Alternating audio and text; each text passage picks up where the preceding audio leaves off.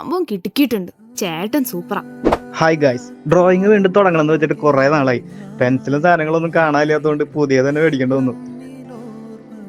ഞാൻ വലിയ ആർട്ടിസ്റ്റ് ഒന്നും അല്ല, പക്ഷേ ഡ്രോയിങ് ഒരിടയ്ക്ക് എനിക്ക് ഒരു തരം മെഡിറ്റേഷൻ പോലെയായിരുന്നു. സോ വീണ്ടും ഒരു ശ്രമം. അപ്പോൾ പിന്നെ നമ്മുടെ പിള്ളേനെ അല്ലാണ്ട് ആരെ വരയ്ക്കുക? പെർഫെക്റ്റ് ആയില്ലെങ്കിലും ഞങ്ങൾക്ക് ഇത് സ്പെഷ്യലാ. നമ്മൾ കാണേ